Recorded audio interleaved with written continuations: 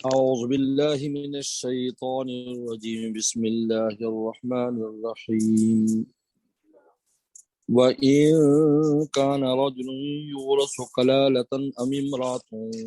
وله أخ أو أخت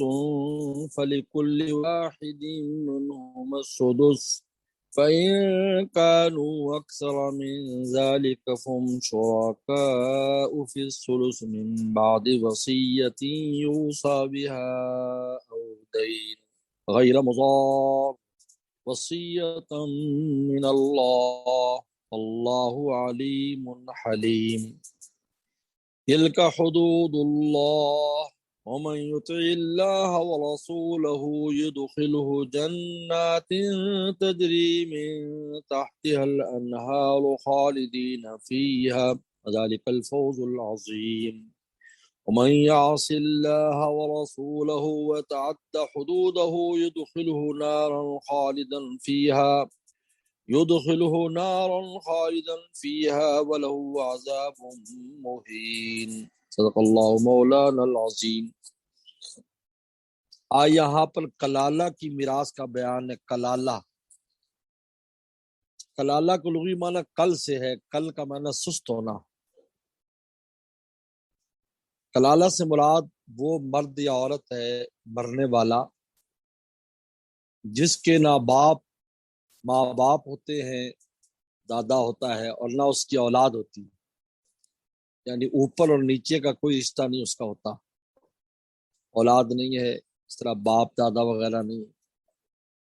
بھائی وغیرہ ہیں، اس کے بھائی بہنیں ہیں، ایسے شخص کو کلالہ کہتے ہیں۔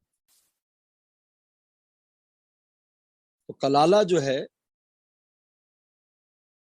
اس کے بھائی بہن یعنی اس کے وارث ہیں۔ بھائی بہنوں کی 3 قسمیں ہیں۔ ایک کہلاتے آیانی معنی کہ جس کے ماں باپ دونوں میں شریک ہوتے ہیں، باپ بھی ایک ہے ماں بھی ایک ہے، اس کو آیانی جیسے عام طور پر ہوتا ہے۔ دوسرے اللاتی وہ ہے کہ جن کا باپ ایک ہوتا ہے ماں الگ الگ ہوتی ہے، ایسے بھائی بہنوں کو اللاتی کہتے ہیں۔ اور تیسرے اخیافی وہ بھائی بہن ہیں جن کی مائیں نا باپ الگ الگ ہے، ماں ایک ہے، ایک ماں سے ہے لیکن باپ الگ، ماں ایک ہے، ان کو اخیافی بھائی بہن کہتے ہیں۔ تو ان آیات مبارکہ میں اخیافی بھائی بہنوں کا حصہ بیان کیا ہے کہ مرنے والا جو ہے وہ کلالہ ہے،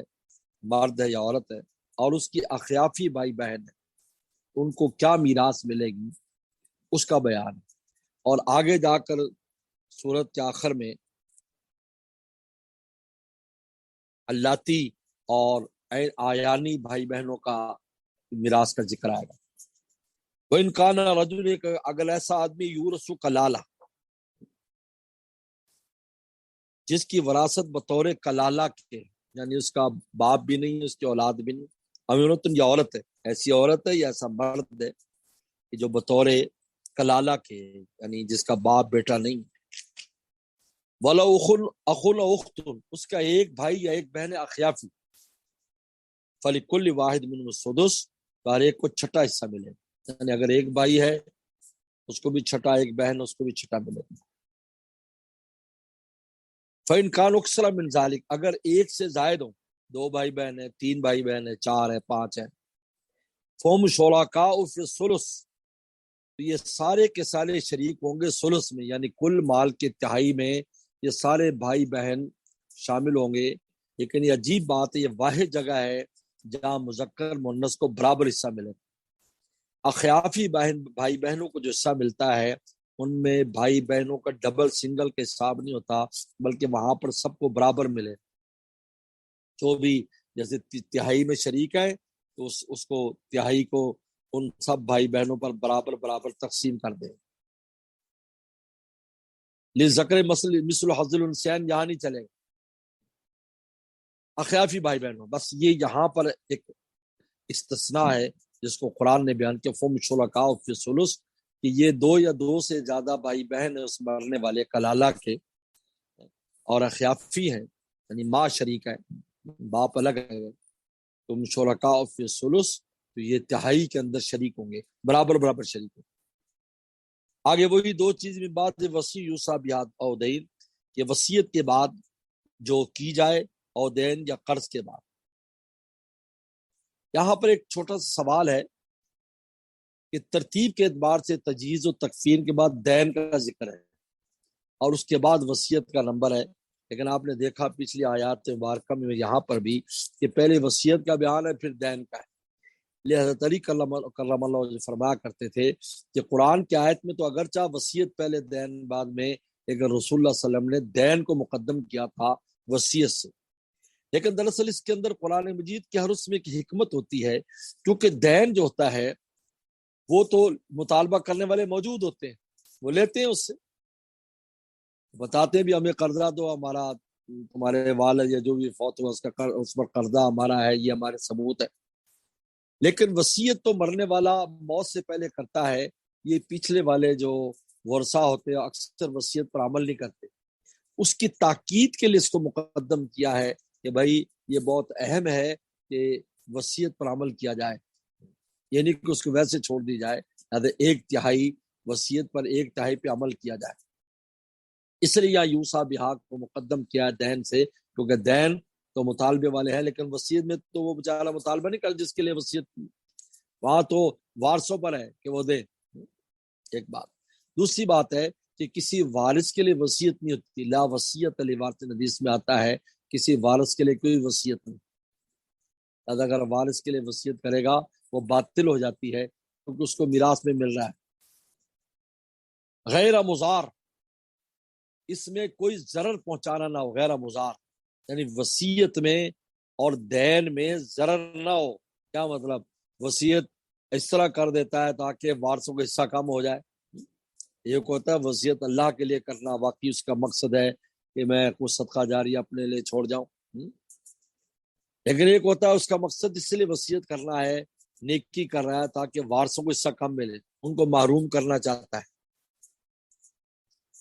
یا دین میں جھوٹا جو اپنے ذمے لے لیتے، یہ فلاں کا میں نے پیسے دینے والے تو اس کے دینے نہیں تھے، تو اور تاکہ وارث محروم ہو، فرمایا غیر مضار، فرمایا کہ کسی کو ضرر پہنچانا نہ ہو، وصیت من اللہ، فرمایا یہ حکم ہے اللہ تعالیٰ کی طرف سے۔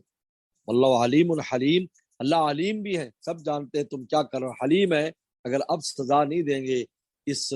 بدنیتی پر جو ہے جو وارثوں کو محروم کرنے کی ہے تو آخرت میں سزا دیں گے۔ اس کے بعد اللہ تعالیٰ نے اگلی آیات مبارکہ میں قانون کلی بیان کر دی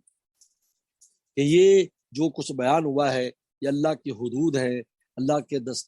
وہ دستور ہے، اللہ تعالیٰ کے قوانین ہے، اس پر عمل کرنے والوں کے لیے بہت بڑی بشارتیں ہیں، اور ان پر عمل نہ کرنے والوں کے لیے جو ہے بہت بڑی سزائیں اور عقوبت ہے۔ فرمایا کہ تل کا حدود اللہ، فرمایا کہ یہ اللہ کی باندھے ہوئے حدیں، اللہ کے باندھے ہوئے دستور ہیں۔ میت اللہ و رسولہ، جو اللہ رسول کی اطاعت کرے گا یعنی الحدود میں رہے گا، یدخل الجنات تجری من تحتها الانہار، اس کو داخل کریں گے ایسی باغوں میں جن کے نیچے نہریں بہتی ہوں گی، یعنی ان کے درختوں کے نیچے نہریں بہتی ہوں گی، خالدین فیہا، ہمیشہ رہیں گے اس میں۔ وذالک الفوز العظیم، اور یہ بہت بڑی کامیابی، فوز عظیم ہے، یعنی یہ جنت مل جانا یہ بہت بڑی کامیابی، کیونکہ جنت میں جانے کے بعد ہی ساری نعمتیں، حضور صلی اللہ علیہ وسلم کی زیارت، انبیاء صلی اللہ علیہ وسلم کی زیارت، اولیاء کرام کی زیارت، اور سب سے آخر میں اللہ تعالیٰ کی زیارت، یہ ساری نعمتیں جنت میں جانے کے بعد ملتی ہیں۔ ومن یعص اللہ ورسولہ، اور جو اللہ رسول کی نافرمانی کرے گا، ویتعدی حدودہ، اور اس کے حدود سے تجاوز کرے گا، یعنی مانتا نہیں ہے یا اس پر عمل نہیں کرتا، وراثت پر اپنی مرضی کرتا ہے، یدخل نارن، فرما اس کو داخل کریں گے ایسی آگ میں، خالدن فیہا، کہ ہمیشہ اس میں رہے گا، ہمیشہ اس میں رہے گا، یعنی اعتقادن ایسا ہے وہ، یعنی اس نے اللہ کے حدود کو پامال کر دیا اور اللہ کے احکام کو انہیں اڑا کر رکھ دیا اور کوئی اہمیت نہیں دی، ان کے لیے پھر کیا ہے، خالدن ہمیشہ رہیں گے، ولو عذاب مہین، اور اس کے لیے ذلت کا عذاب ہے، مہین اہانت والا عذاب ہے، ذلت کی مال ہے، ذلت کا عذاب۔ تو اللہ تعالیٰ نے یہ وراثت کے کچھ مسائل بیان کرنے کے بعد ایک بڑا اہم قانون بیان کر دیا کہ جتنے بھی اللہ کے احکام ہیں، وراثت کے ہوں یا غیر وراثت کے ہوں، یہ سب اللہ کی حدود ہیں، ان حدود کے اندر ہم نے رہنا ہے، تو پھر ہمیں جنتیں ہمیشہ کے لیے ملیں گی، اور اگر ان حدود کو پار کرے گا تو ہمیشہ کی دوزخ میں جائے گا۔ اس لیے دونوں کا فرق اللہ نے بیان کر کے ان آیات مبارکہ کو، وراثت کا آیات کو یہاں پر جو ہے وہ ختم کیا ہے۔ وآخر دعوانا ان الحمد للہ رب العالمین۔